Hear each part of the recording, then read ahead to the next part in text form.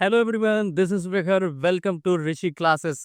आज हम class 10th का जो आपका जियोग्राफी है उसका first chapter resource and development इसको आज पढ़ने वाले हैं। तो आप लोग तैयार हो जाइए, सभी लोग रेडी हो जाइए और फिर आज हम पढ़ते हैं क्या, क्लास 10th का जो आपका फर्स्ट चैप्टर है रिसोर्स एंड डेवलपमेंट। इस चीज़ को पढ़ते हैं और बहुत ही अच्छी तरीके से पढ़ेंगे। जो है हर एक चीज़ अच्छी तरीके से एकदम आसान तरीके से समझेंगे कि आपको भी जो है चीज़ों को बहुत ही सिंपल वे में चीज़ें समझ में आएंगे। ठीक है, तो आइए शुरू किया जाए। क्या है अपना चैप्टर? चैप्टर अपना क्या है? चैप्टर हमारा है क्लास 10 का जियोग्राफी है। चैप्टर का नाम है रिसोर्स एंड डेवलपमेंट। ठीक है, चैप्टर का नाम आपकी क्या है? Resource and development. तो सबसे पहले हम यही समझते हैं कि रिसोर्स एंड डेवलपमेंट होता क्या है। पहली चीज, जो चैप्टर का आपका टॉपिक है, चैप्टर का जो नेम है, अगर वही समझ लिया जाए तो फिर हाफ जो आपका है, मतलब आधा से ज्यादा चीजें वहीं से आपको समझ में आ जाती है कि इस चैप्टर में हमको क्या चीजें पढ़नी है या क्या चीजें होती हैं। ठीक है, तो फर्स्ट चीज हम ये करते हैं, ये देख क्या कहते हैं। फर्स्ट चीज हमको यही पढ़ना है कि पहले जो आपका टॉपिक है रिसोर्स, जो रिसोर्स है, रिसोर्स होता क्या है। ठीक है, फर्स्ट चीज आपको यही समझना है कि रिसोर्स जो है होता क्या है, वही समझते हैं। रिसोर्स क्या होता है? रिसोर्स का डेफिनेशन देखिए क्या लिखा हुआ है। Everything available in our environment which can be used to satisfy our needs, provided it is technologically accessible, economically feasible, and culturally acceptable, can be termed as resource। तो आप कहेंगे इतना बड़ा लिखा है, इतना बड़ा याद कैसे होगा? तो पहले समझ लो क्या होता है रिसोर्स, फिर उसके बाद याद करने का जिम्मेदारी भी मेरे साथ। ठीक है, पहले देखिए क्या होता है रिसोर्स। क्या है रिसोर्स? इन हिंदी इसको क्या बोला जाता है? संसाधन। इन हिंदी अगर आप इसको देखेंगे तो क्या बोला जाता है? संसाधन बोला जाता है। ठीक है, संसाधन एवं विकास, हिंदी में इसका आप नाम देखेंगे तो संसाधन एवं विकास इसका हिंदी नाम होगा। डेवलपमेंट क्या होता है? विकास होता है। ठीक है, तो रिसोर्स हम किसको बोलेंगे? देखिए किसको? Everything available in our environment. हमारे इन्वायरमेंट में नहीं, पर्यावरण में। इन्वायरमेंट क्या होता है? Our surroundings. हमारे सराउंडिंग्स में जो भी चीजें हैं वो सब क्या है? इन्वायरमेंट है। ठीक है, तो हमारे इन्वायरमेंट में जो कुछ भी चीजें अवेलेबल हैं, ठीक है, जो भी चीजें अवेलेबल है, प्रेजेंट है, विच कैन बी यूज, जिसका हम लोग उपयोग कर सकते हैं किसके लिए? टू सेटिस्फाई आवर नीड्स, अपनी जरूरतों को पूरा करने के लिए। मीन्स क्या हुआ कि इस पूरे इन्वायरमेंट में जितनी भी चीजें प्रेजेंट है, अगर उसका यूज हम लोग अपने नीड को, अपनी जरूरतों को सेटिस्फाई करने के लिए कर रहे हैं तो वो क्या होगा? रिसोर्स होगा। आया समझ में? चलिए एग्जाम्पल से समझते हैं। अभी मेरे हाथ में ये क्या है? ये क्या है? पेन है।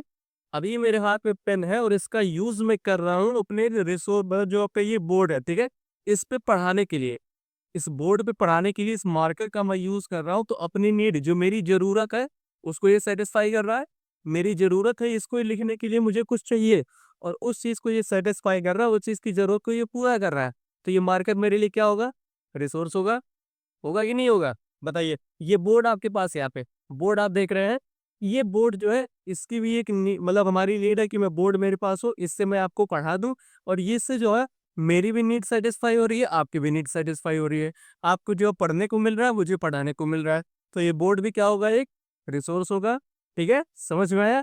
रिसोर्स इसको बोलेंगे हम कि जो कुछ भी चीजें आपकी नीड को सेटिस्फाई कर रही है वो चीजें आपके लिए क्या होंगी? रिसोर्स होंगी। ठीक है, समझ में आया? जैसे ये पेन हो गया, ये बोर्ड हो गया। हम खुद जो है आपके लिए एक रिसोर्स से क्या है, मैं खुद यानी ह्यूमन भी जो है क्या होता है कि रिसोर्स होता है। जैसे मैं यहाँ पे आपको एसएसटी पढ़ा रहा हूँ, ठीक है, सोशल साइंस आप पढ़ रहे हैं मुझसे। तो सोशल साइंस अगर आप मुझसे पढ़ रहे हैं तो आपकी नीड को सेटिस्फाई कर रहा हूँ। आपको एसएसटी पढ़ना है, एसएसटी पढ़ना है आपको, और आपकी जो जरूरत है एसएसटी पढ़ने की, उस नीड को सेटिस्फाई करने का काम कौन कर रहा है? मैं कर रहा हूँ। तो मैं आपके लिए क्या होऊंगा? रिसोर्स होऊंगा। समझ में आए दीजिए इसकी रिसोर्स हम किसको बोलेंगे? रिसोर्स वही होता है कि everything available in our environment. हमारे इन्वायरमेंट में, हमारी पर्यावरण में जितनी भी चीजें प्रेजेंट है, अवेलेबल है, उसका यूज करते हैं हम लोग किस लिए? टू सेटिस्फाई आवर नीड्स, अपनी जरूरतों को पूरा करने के लिए। तो फिर वही होगा क्या? क्या होगा? होगा रिसोर्स होगा। ठीक है, तो सर इसमें कुछ और चीजें दी गई हैं क्या है वो? इट इज टेक्नोलॉजिकली एक्सेसिबल होना चाहिए, इकोनॉमिकली फिजिबल होना चाहिए, एंड कल्चरली एक्सेप्टेबल होना चाहिए। Can term as resources. Sir अगर रिसोर्स उतना ही होता तो फिर इसमें ये चीजें क्या ऐड हुई हैं? आइए इसको भी समझते हैं, ये चीजें क्या है। देखिए रिसोर्स हम किसको बोलते हैं? चलो ठीक है, इतना हमने समझ लिया कि हमारे इन्वायरमेंट में जो भी चीजें प्रेजेंट होती हैं, अगर उसका हमें कुछ यूज हो रहा है, कुछ सेटिस्फाई कर रहा है हमारी नीड को, तो उसको हम रिसोर्स बोलेंगे। बट कब तक? कुछ पे कुछ टर्म्स एंड कंडीशन अप्लाई है।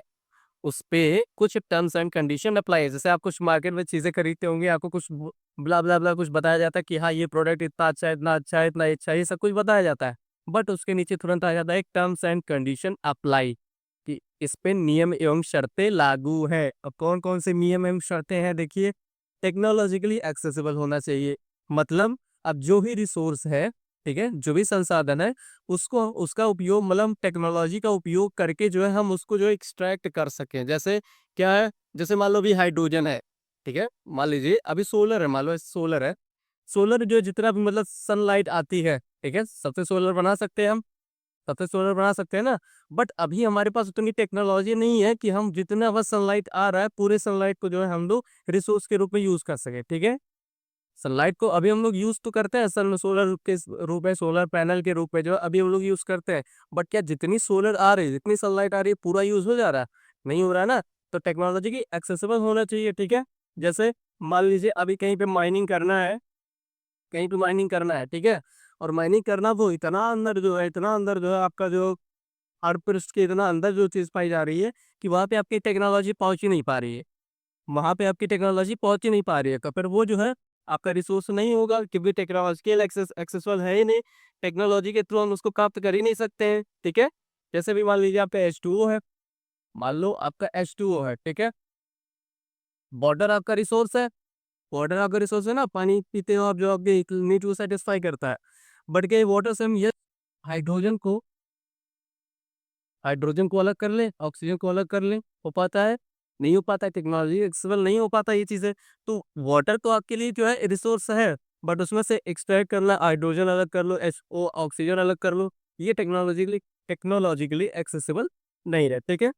इकोनॉमिकली फिजिबल होना चाहिए। इकोनॉमिकली फिजिबल मतलब क्या है, कि मतलब जैसे मान लो कहीं पे आप गए जो है, कि मतलब आपको पता चला यहाँ पे जो है इस चीज़ की माइनिंग होनी है, या इस मान लो गोल्ड कहीं पे मिल गया बहुत सारा, ठीक है। आपको ऐसा पता चलता है कि गोल्ड वहाँ पे बहुत सारा मिल गया, ठीक है, कि यहाँ पे गोल्ड बहुत ज़्यादा है। आप गए वहाँ पे, अपनी सारी टेक्नोलॉजी जो आपके पास थी, पूरा इंफ्रास्ट्रक्चर आपने सब कुछ डेवलप कर लिया कि वहाँ से हमको माइनिंग करनी है, एक्सट्रैक्ट करना है गोल्ड को, ठीक है। आप वहाँ पे जब पहुंचे, एक्सट्रैक्ट करने लगे, तो फिर आपको वहाँ पे क्या दिखा, कि गोल्ड आपको बहुत ही कम अमाउंट में मिला, बहुत ही थोड़े से अमाउंट में मिला। आपने पैसा लगाया इतना कि मतलब पूरा जो इंफ्रास्ट्रक्चर डेवलप किया, इतनी टेक्नोलॉजी लगाई कि कैसे एक्सट्रैक्ट करना है, हर एक चीज़ के लिए आपने बहुत पैसा लगाया, और आपको मिला कितना? बहुत थोड़ा सा। तो इकोनॉमिकली फिजिबल नहीं है। मतलब इकोनॉमिकली फिजिबल का मतलब ये होना चाहिए कि आपको कम पैसे में, मतलब या फिर आपका वहाँ पे फायदा होना चाहिए, ये कह सकते हो आपके फायदा वहाँ पे होना चाहिए, ठीक है। और फिर कल्चरली एक्सेप्टेबल होना चाहिए, मतलब आपके समाज के द्वारा उसको स्वीकार भी किया जाना चाहिए। अब ऐसा नहीं है कि परमाणु बम बना दिया जाए, हर एक देश में जाके विस्फोट बार कर दो। अभी आप देख रहे होंगे जो है कि अपने भारत और पाकिस्तान में जो है युद्ध जैसी सिचुएशन, वॉर जैसी सिचुएशन बनी हुई है, और अटैक्स भी हो रहे हैं, ठीक है। बट क्या है वहाँ पे, कि ऐसा नहीं कि हमारे पास एटम बम है, हम एटम बम ले जाके वहाँ पे डिस्ट्रॉय कर दें, ठीक है। ऐसा नहीं है, कल्चरली एक्सेप्टेबल होना चाहिए, मतलब समाज के द्वारा उसको स्वीकार किया जाना चाहिए। ऐसा नहीं, एक बार अमेरिका ने किया था कि जापान जो है हिरोशिमा एंड नागासाकी पे जो है एटम बम जो है गिराया था, उसके बाद वहाँ की क्या स्थिति है वो आज भी देखने लायक होती है, ठीक है। तो मतलब इस चीज़ ये है कि जो भी आपके पास रिसोर्सेज हैं, ठीक है, उसको टेक्नोलॉजिकली एक्सेसिबल होना चाहिए, मतलब उसको हम टेक्नोलॉजी का यूज करके उसको एक्सेस, उसको प्राप्त कर कर सकें। इकोनॉमिकली फिजिबल होना चाहिए, ऐसा नहीं कि मतलब बहुत ज़्यादा उसमें पैसा हम लगाएँ और आउटकम हमको बहुत कम मिले, ठीक है? तो इकोनॉमिकली भी फिजिबल होना चाहिए। एंड द नेक्स्ट थिंग जो है, कल्चरली हमारे समाज के द्वारा उसको स्वीकार किया जाना चाहिए। अब ऐसा नहीं है कि डिफॉरेस्टेशन, मतलब अब जंगल बहुत सारा है, उस जंगल को पूरा काट के जो है आप पूरा बड़ी सी फैक्ट्री बना लीजिए, ठीक है? ऐसा नहीं होना चाहिए, क्योंकि वो हमारे समाज के द्वारा एक्सेप्टेबल नहीं है। हालाँकि है तो रिसोर्स ही, मतलब जंगल काट के तेरा वहाँ पे डेवलप करे सोसाइटी, ठीक है? रिसोर्स तो वहाँ पे भी होगा, बट वो कल्चरली एक्सेप्टेबल नहीं है। समाज के द्वारा उसको स्वीकार नहीं किया जाएगा। इसलिए जो है वो रिसोर्स वहाँ पे नहीं माना जाएगा, ठीक है? तो सीधा-सा आपको जो है डेफिनिशन अब समझ में आया है, रिसोर्स का डेफिनिशन क्या होगा? रिसोर्स क्या होगा? Everything available in our environment. वो भी चीज़ें जो हमारे एनवायरनमेंट में अवेलेबल है, प्रेज़ेंट है, which can use to satisfy our needs, जो हमारे नीड को सैटिस्फाई करने के लिए यूज़ किया जाता है, provided it is technologically accessible, economically feasible and culturally acceptable, is termed as resource. ठीक है? ये डेफिनिशन आपको समझ में आया? आइए आगे देखते हैं। आगे आपके चैप्टर में एक फिगर ये दिया हुआ है। ये फिगर आप देखेंगे तो समझेंगे इसमें क्या चीज़ बताई गई है, क्या चीज़ें बोला गया है। देखिए, इसमें क्या चीज़ बोला गया कि ये ह्यूमन बीइंग्स जो है, ठीक है? बीच में आप देख रहे होंगे ह्यूमन बीइंग्स है, ऊपर आपको फिजिकल एनवायरनमेंट यानी नेचर दिख रहा है, यहाँ पे टेक्नोलॉजी है और यहाँ पे इंस्टीट्यूशन है। तो क्या होता है कि ह्यूमन बीइंग्स जो होता है, ठीक है? ह्यूमन बीइंग्स जो होता है वो पहले नेचर के साथ इंटरैक्ट करता है, क्योंकि जो आपकी रिसोर्सेज़ जितनी भी पाई जाती हैं वो कहाँ पाई जाती है? आपके नेचर में, आपके एनवायरनमेंट में, ठीक है? जितनी भी रिसोर्स होती है वो आपके नेचर में, एनवायरनमेंट में पाई जाती हैं। तो जो ह्यूमन बीइंग्स होता है वो इंटरैक्ट करता है पहले नेचर से, ठीक है? नेचर से इंटरैक्ट करेगा किसके, with the help of technology, क्योंकि अगर टेक्नोलॉजी का यूज हम नहीं करेंगे तो फिर उन रिसोर्सेज को हम लोग जो है एक्सट्रैक्ट, या फिर रिसोर्सेज को जो है हम कह सकते हो कि एक्सेस नहीं कर सकते, ठीक है? तो इसलिए जो है ह्यूमन बींग्स पहले नेचर के साथ इंटरैक्ट करता है with the help of technology, ठीक है? टेक्नोलॉजी की हेल्प से, और फिर फॉर्म करता है, बनाता है क्या, कॉन्स्टिट्यूशन बनाता है, सॉरी इंस्टीट्यूशन बनाता है, कोई संस्थान बनाता है, इंफ्रास्ट्रक्चर डेवलप करता है, ठीक है? एग्जाम्पल समझिए, जैसे मान लो पेट्रोलियम है, एग्जाम्पल समझिए, जैसे मान लीजिए पेट्रोलियम है, ठीक है? पेट्रोलियम आपके नेचर में प्रेजेंट है, आपके फिजिकल जो एनवायरनमेंट है, जो नेचर है वहाँ पे प्रेजेंट है। तो ह्यूमन बीइंग पहले जो है ये पता करेगा पेट्रोलियम है कहाँ पे, नेचर के साथ पहले इंटरेक्शन होगा उसका, ठीक है? किससे, with the help of technology, मतलब हमको पता चलेगा कि चलो मान लो आपके पटना में, एग्जाम्पल, केवल एग्जाम्पल समझिए, कि पटना में मान लो और को पता चल गया कि पटना में आपके क्या है, पेट्रोलियम है, ठीक है? तो हमने जो है पहले नेचर के साथ इंटरैक्ट करा, मतलब पटना में कहाँ पे है वो चीज़ें हमने इंटरैक्ट करी, फिर उसके बाद अब वहाँ पे टेक्नोलॉजी की हेल्प से हम वहाँ पे जाएँगे। टेक्नोलॉजी वहाँ पे ले जाएँगे, डेवलप करेंगे हर एक चीज़ की, कैसे उसको एक्सट्रैक्ट करना है, कैसे उसकी माइनिंग करनी है, क्या चीज़ें करनी है, वहाँ पे हम टेक्नोलॉजी का यूज़ करेंगे फिर, ठीक है? उसके बाद एक इंस्टीट्यूशन बनाइए, एक इंस्टीट्यूशन बनाते हैं, संस्थान बनाते हैं कि चलो हमने एक्सट्रैक्ट कर लिया उसको, अब उसके बाद क्या? एक्सट्रैक्ट कर लिया तो एक इंस्टीट्यूशन बनेगा जहाँ पे उसको डेवलप किया जाएगा, उसकी रिफाइनरी होगी, हर एक चीज़ होगा, उसके बाद उसका सप्लाई होता है हर एक पेट्रोल पंप पे, ठीक है? अगर इंस्टीट्यूशन ना हो, संस्थान ना हो, तो फिर जो क्या, ये जो हम एक्सट्रैक्ट करके लाएँगे उसको कहाँ ले जाएँगे? ऐसे ही बस चलता रहेगा, इधर-उधर चलता रहेगा, ऐसा नहीं होगा ना। मतलब एक इंस्टीट्यूशन बन जाता है, वहाँ पे उसकी रिफाइनरी होती है, हर एक चीज़ होता है, उसके बाद फिर जो है उसको एक्सट्रैक्ट करके फिर पेट्रोल पंप जितने भी होते हैं वहाँ पे जो है वो डिस्ट्रीब्यूट कर दिया जाता है, ठीक है? तो ये चीज़ें होती है, जैसे यहाँ पे यही चीज़ यहाँ पे लिखा हुआ है क्या, कि the process of transformation, transformation का प्रोसेस क्या है? Things are available in our environment, हमारे एनवायरनमेंट में जो भी चीज़ें प्रेज़ेंट है, जो भी रिसोर्सेज़ प्रेज़ेंट है, उनका ट्रांसफॉर्मेशन कैसे होता है? कि देखिए, इंटरैक्टिव रिलेशनशिप होता है between nature, technology and institution. मतलब अगर इसमें से तीनों में से एक भी चीज़ अगर कट रहेगा, तो ये चीज़ें पॉसिबल नहीं हो पाएगी रिसोर्स को एक्सट्रैक्ट करना, ठीक है? तो क्या बोला गया, institution, human beings interact with nature, देखिए, ह्यूमन बीइंग जो है वो क्या करता है, नेचर के साथ इंटरैक्ट करता है, ठीक है? Interact with nature through technology, with the help of या थ्रू टेक्नोलॉजी, टेक्नोलॉजी की सहायता से व्हेन यू फिजिकल एनवायरनमेंट में जो नेचर है उसके साथ इंटरैक्ट करता है, एंड क्रिएट इंस्टीट्यूशन, और इंस्टीट्यूशन का निर्माण करता है to accelerate their economic development, अपने इकोनॉमिक डेवलपमेंट यानी आर्थिक विकास के लिए वो क्या करता है कि ह्यूमन बीइंग जो होता है वो पहले नेचर के साथ इंटरैक्ट करेगा with the help of technology and create a constitution, मतलब सॉरी इंस्टीट्यूशन, संस्थान, ठीक है? समझ में आया इस फिगर का मतलब क्या है? आइए आगे देखते हैं इसका क्लासिफिकेशन और समझते हैं क्लासिफिकेशन क्या है। रिसोर्सेज का क्लासिफिकेशन हम कैसे करते हैं? Resources can be classified in the following veg, निम्न तरीकों से इसका क्लासिफिकेशन किया जा सकता है। अब ये तरीके क्या है, देखिए, ये तरीके क्या क्या है। पहले तो on the basis of origin, ये बहुत इंपॉर्टेंट है, आपके पेपर में कई बार ये पूछा गया है, ठीक है? ये बेसिस पूछा जाता है, मतलब इस बेस पे जो है कि कैसे क्लासिफिकेशन होगा। देखिए, on the basis of origin है, on the basis of exhaustibility है, on the basis of ownership है, और फिर on the basis of status of development है, ठीक है? ये चीज़ें 4 जो 4 बेस पे जो है आपके रिसोर्सेज को क्लासिफाई किया गया है, बाँटा गया है, ठीक है? किस-किस बेस पे? On the basis of origin, on the basis of exhaustibility, on the basis of ownership and on the basis of status of development. इन 4 बेस पे जो है क्लासिफाइड किया गया, फिर इन सब का भी क्लासिफिकेशन फर्दर है, ठीक है? जैसे on the basis of origin के बेस पे फिर आगे 2 पार्ट में है, बायोटिक एंड अबायोटिक, ठीक है? बायोटिक क्या होता है? बायोटिक हम उसको बोलते हैं जिसमें लिविंग थिंग्स होते हैं, ठीक है? जिसमें लिविंग थिंग्स आपके होते हैं, जैसे प्लांट आपका हो गया, ठीक है? प्लांट्स आपके हैं, एनिमल्स आपके हैं, ठीक है? प्लांट्स, एनिमल्स ये सब बायोटिक में है ये। एबायोटिक में क्या आएगा? एबायोटिक में एबायोटिक में क्या आएगा बताइए? एबायोटिक में आपका लैंड हो गया, आपका लैंड हो गया, और आपके रिवर हो गए बहुत, ठीक है। उसके बाद विंड हो गया, ये सब किस में आएगा? आपका एबायोटिक में आएगा, ठीक है। उसके बाद ऑन द बेसिस ऑफ एग्जॉस्टेबिलिटी, एग्जॉस्टेबिलिटी के बेस पे जो है, यानी एग्जॉस्टेबिलिटी मतलब क्या है? जो खत्म हो, जो चीजें खत्म हो, उस बेस पे हम जो है जब एक क्लासिफिकेशन करते हैं, तो उसमें दो चीजें आता है, एक रीन्यूएबल आता है और एक नॉन रीन्यूएबल आता है, ठीक है। रीन्यूएबल होता है जिसका हम रिसाइकल कर सकते हैं, दोबारा फिर उसको यूज में ला सकते हैं। नॉन रीन्यूएबल मतलब वो चीजें लिमिट है, वो चीजें लिमिटेड है। नॉन रिन्यूएबल का मतलब क्या होता है? कि ये चीजें लिमिटेड है, ठीक है। ये चीजें लिमिटेड, अगर ये बार खत्म हो जाएगी तो इनका उपयोग हम दोबारा नहीं कर सकते हैं, ठीक है। इसमें आपका एग्जांपल फॉसल फ्यूल्स सब, फॉसल्स जितने भी है फॉसल फ्यूल्स, ठीक है, जिसमें आपका कोल एंड पेट्रोलियम आएगा, कोल एंड पेट्रोलियम आएगा। ये सब आपके किस में है? नॉन रिन्यूएबल में। रिन्यूएबल में क्या आपका सोलर एनर्जी है, टाइडल एनर्जी है, विंड एनर्जी है, ठीक है। ये सब किस में है? रिन्यूएबल में है।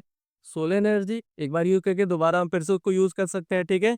आपका विंड एनर्जी है, विंड एनर्जी भी कभी खत्म होने वाला नहीं है, ठीक है। मतलब जो चीजें कभी खत्म होने वाली नहीं है वो रिन्यूएबल में आएंगी, एंड नॉन रिन्यूएबल में जो लिमिटेड है, जो एक बार कभी ना कभी खत्म हो जाएगा, जैसे कोल पेट्रोलियम हो गया, आयरन कोर हो गया, ठीक है, कोल हो, ये सब चीजें आपकी किस में? नॉन रिन्यूएबल में है। ओनरशिप के बेस पे देखिए, ओनरशिप के बेस पे कितनी है? इंडिविजुअल है, कम्युनिटी है, नेशनल है और इंटरनेशनल है। आइए इसको समझते हैं हम, ये चीजें क्या है। एक सेकेंड।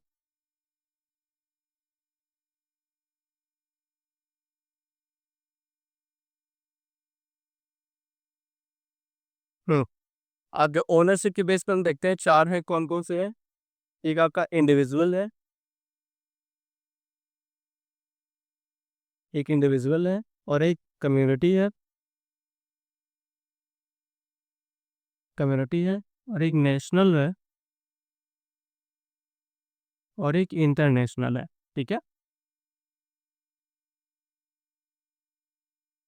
ये ओनरशिप के बेस पे है, कौन कौन सा? इंडिविजुअल, कम्युनिटी और फिर नेशनल और इंटरनेशनल। ये ओनरशिप के बेस पे इसका क्लासिफिकेशन हो रहा है। इंडिविजुअल में क्या होता है? आपके पास जितनी भी प्रॉपर्टी है, बताइए, चलिए अपना अपना प्रॉपर्टी बताइए, कितनी आपकी प्रॉपर्टी है, आपके पास कितना खेत है, कितना जो है घर है, आपका जो घर है, आपकी जो आपके पास जो घर है वो चीज़ आपकी इंडिविजुअल प्रॉपर्टी है, आपकी जो गाड़ी आपके पास है वो इंडिविजुअल प्रॉपर्टी है, आपके पास जो खेत है वो आपकी इंडिविजुअल प्रॉपर्टी है, उस पर आपका नाम लिखा होता है, ठीक है। अपना प्राइवेट जो हाउस है, प्राइवेट हाउस है, ठीक है, प्राइवेट हाउस है, कार है आपके पास जो भी, ठीक है, व्हीकल्स जो आपके पास है जितनी भी, ठीक है, जो आपके पास है, जो आपके नाम पे है, ये सब आपकी प्राइवेट जो है रिसोर्सेज है, इंडिविजुअल रिसोर्स है, इस पे आपका पूरा जो है क्या होता है? राइट होता है, अधिकार होता है, ठीक है।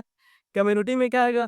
कम्युनिटी में जिसपे आपके जो आपके आसपास के समुदाय के लोग जिसपे कर सकते हैं, मतलब आपके केवल आपके ओनर में नहीं रह रहे, इस पे केवल आपका अधिकार नहीं होता है। जैसे public park sir, public park जिसमें है, पब्लिक पार्क है जितनी कम्युनिटी के आसपास के लोग होते हैं सब आते हैं उसमें, ठीक है।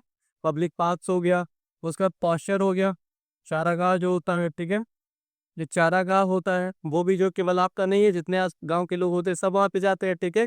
उसके बाद पब्लिक पार्क हो गया, पॉस्चर हो गया, और फिर बताइए, और बताइए कोई जहाँ पे कम्युनिटी पूरा जो है कम्युनिटी वो उनकी जाती है, कम्युनिटी के द्वारा वो की जाती है। पब्लिक पार्क हो गया, फिर ग्राउंड हो गया, प्ले ग्राउंड हो गया, ठीक है, प्लेग्राउंड हो गया, ये सब चीजें मतलब कम्युनिटी ये होती है कि जो समुदाय के लोग सब लोग उसको यूज करते हैं, ठीक है। केवल आप यूज नहीं करें, उस पर आपका प्रॉपर्टी वो आपका नहीं है, आपका जो होगा वो इंडिविजुअल्स में आएगा, ठीक है। और जिस पे पूरी कम्युनिटी का आपके आसपास के लोग सभी लोग वहां पे उस चीज को यूज करते हैं, वो आपका कम्युनिटी में आएगा, ठीक है। नेशनल में क्या है? नेशनल में जैसे मान लीजिए ये आपकी इंडिया है, ठीक है, ये मान लो अगर आपका इंडिया का, एक सेकेंड इसको मैं सही से कर दे रहा हूँ।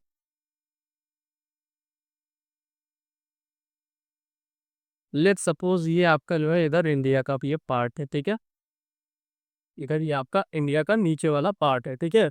तो इसकी जो जितनी भी टेरिटरी होती है, जिसकी इसकी जितनी भी बाउंड्री होगी, ठीक है, जितनी भी टेरिटरी होगी उसके अंदर जितना भी रिसोर्स पाया जाएगा, इसकी टेरिटरी के अंदर जितना भी रिसोर्स पाया जाएगा वो सब नेचुरल रिसोर्स के अंतर्गत आता है, ठीक है। मीन्स भारत की जो टेरिटरी है, जो सीमा है, उसके अंदर जितने भी रिसोर्स आएंगे, चाहे वो आपकी प्राइवेट हो, चाहे वो इंडिविजुअल हो, चाहे वो फिर कम्युनिटी का हो, सब कुछ जो है आता है किसके अंदर, बताइए, नेशनल के अंदर। मान लो अभी आपका जो है खेत से जो कोई नहर पास हो रही हो, ठीक है, कोई नहर जब पास होती है तो सरकार से क्या आप कह सकते हैं कि मतलब हम सब अपनी जमीन नहीं देंगे, वो मेरे नाम पे है? नहीं कर सकते हैं, क्योंकि गवर्नमेंट उसे आपको मुआवजा दे देती है और वो जमीन अपने यूज में कर लेती है, ठीक है। तो सीधा सा मतलब ये है कि नेशनल में टूवर्ड्स ये आगे नेशनल में होगा कि जितनी भी इस टेरिटरी के अंदर जितनी भी जमीन आएगी, वो चाहे आपकी प्राइवेट हो, चाहे वो आपकी कम्युनिटी की हो, वो हर एक चीज जो यूज में आती है किसके, नेशनल के रिसोर्स, नेशनल रिसोर्स वो है, ठीक है। अभी मान लो आपके जो है जहाँ पे आपका घर है, वहां से एक सड़क पास हो रही हो, ठीक है, तो सड़क पास होगी तो जितना सड़क का वो हिस्सा होगा, उतना जो आपके आपके प्राइवेट ओन में होगा वो आपको देना पड़ेगा वहां पे, उसके बदले आपको मुआवजा मिलेगा, बट उस समय वहां पे आपको वो जमीन देनी पड़ेगी, ठीक है। तो ये होता है नेशनल रिसोर्स। फिर उसके बाद नेशनल रिसोर्स में ये जो है यहाँ पे आप देखेंगे, ये जो सी होता है, समुद्र होता है, ये 12 nautical mile, 12 nautical mile area जो होती है, ये भी जो है आपका किसके कंट्रोल में होता है, नेशनल रिसोर्स में ही आता है, ठीक है।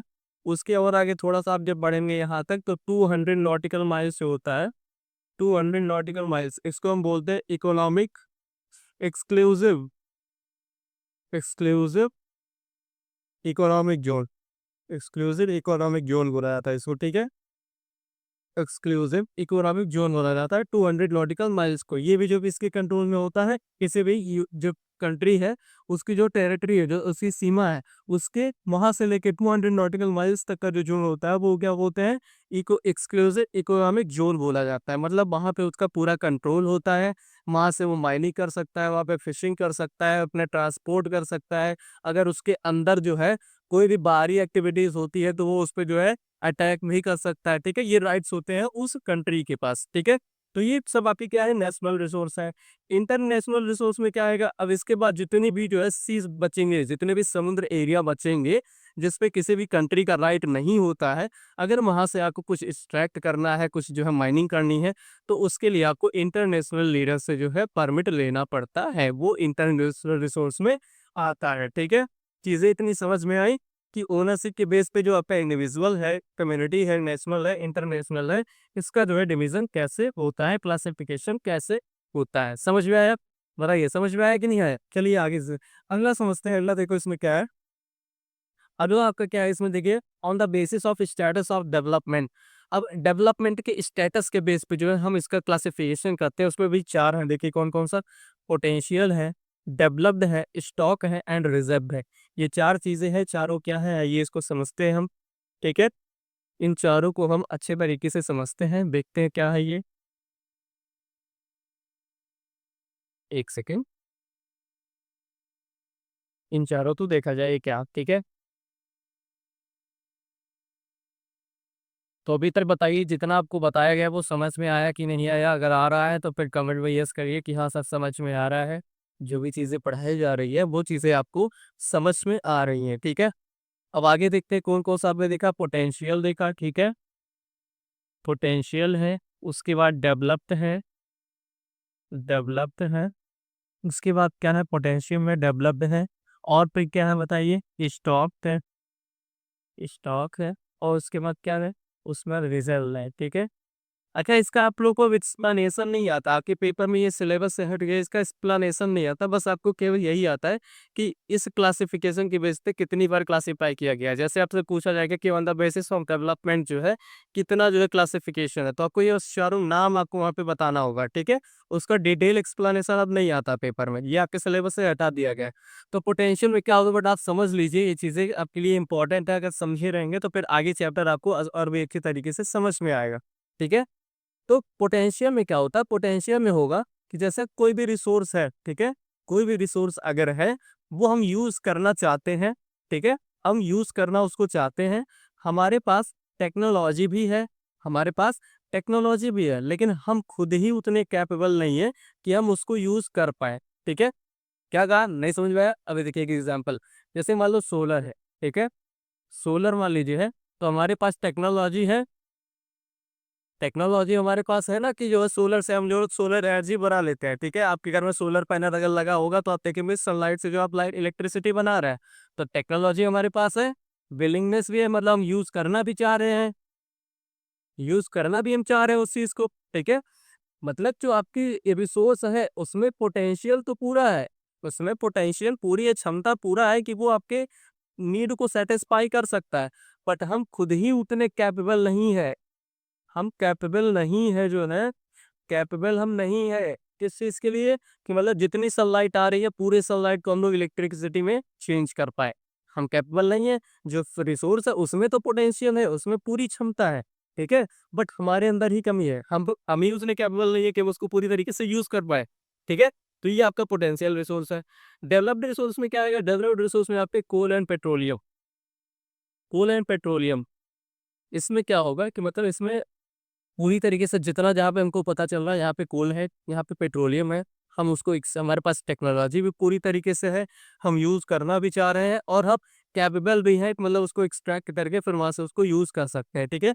मतलब ये चीजें अच्छी तरीके से यूज की जा रही है, पूरी तरीके से डेवलप्ड है, ये जो रिसोर्स है ये पूरी तरीके से डेवलप्ड है, ठीक है।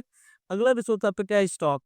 स्टॉक में क्या होगा, स्टॉक में होगा, मान लीजिए हमारे पास, ठीक है, हम कैपेबल तो है यहाँ पे, ठीक है, यहाँ पे क्या होगा, हम कैपेबल हैं, हम उस रिसोर्स को यूज करने के लिए सक्षम हैं, ठीक है, और फिर सक्षम है और यूज करना भी चाह रहे हैं, यूज करना भी चाह रहे हैं, बट हमारे पास टेक्नोलॉजी नहीं है, हमारे पास टेक्नोलॉजी नहीं है कि हम उस चीज को कर पाए। अब इसका एग्जाम्पल कैसे होगा, इसका एग्जाम्पल देखिए, इसका एग्जाम्पल जैसे भी मान लो H2O, इसका एग्जाम्पल H2O, जैसे मान लो ये क्या है, वाटर है, ठीक है, वाटर है ये।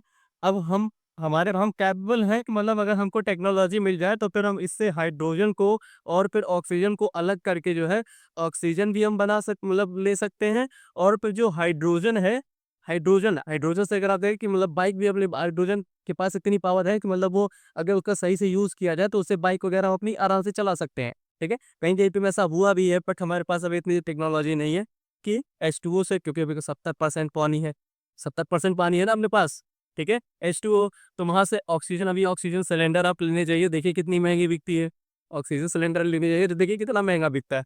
तो अगर हमारे पास ये टेक्नोलॉजी हो जाती कि इस H2O से हम ऑक्सीजन अलग कर दें, हाइड्रोजन अलग कर दें, तो हाइड्रोजन से हम अपनी बाइक वगैरह चला सकते हैं, ऑक्सीजन से आपका जो है जितने मेडिकल ट्रीटमेंट है वो हो सकते हैं, ठीक है।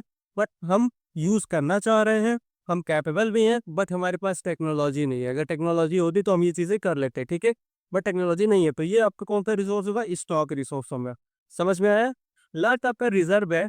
रिजर्व में क्या होता है, हमारे पास कैपेबल भी हम कैपेबल भी हैं उस रिसोर्स को यूज करने के लिए, हम जो है हमारे पास टेक्नोलॉजी भी है, बट अभी हम उसको यूज नहीं करना चाह रहे हैं। क्यों? क्योंकि हम उसको सेव करके रखना चाहते हैं अपने फ्यूचर के लिए, उसको रिजर्व करके रखना चाहते हैं अपने फ्यूचर में आने वाले जनरेशन के लिए, ठीक है। तो ये आपका रिजर्व हुआ रिसोर्स होगा। तो आपको अभी तक क्या पढ़ाया गया, रिसोर्स क्या होता है, रिसोर्स अच्छे तरीके से बताया गया। रिसोर्स में 3 चीजें जो आपकी technologically accessible, economically feasible and फिर जो है कल्चरली एक्सेप्टेबल होना चाहिए, ये चीजें बताई गई। उसके बाद फिर जो है इंटरडिपेंडेंट रिलेशनशिप होता है ह्यूमन बींग्स का, नेचर और फिर नेचर के साथ, फिर आपका टेक्नोलॉजी के साथ और इंस्टीट्यूशन के साथ, ये चीजें समझाई गई। और फिर लास्ट में से क्लासिफिकेशन आपको बताया गया। तो आई होप इतनी चीजें आपको अच्छे तरीके से समझ में आई होंगी। अब नेक्स्ट वीडियो में हम इसके डेवलपमेंट के बारे में आगे डिस्कस करेंगे। तो अगर आपको ये वीडियो पसंद आया हो तो इसको अपने क्लास 10 के सभी स्टूडेंट के पास शेयर कर दीजिए, ताकि वो भी सोशल साइंस को बहुत ही अच्छी तरीके से इंटरेस्टिंग तरीके से सीख पाए, ठीक है। थैंक यू, मिलते हैं नेक्स्ट वीडियो।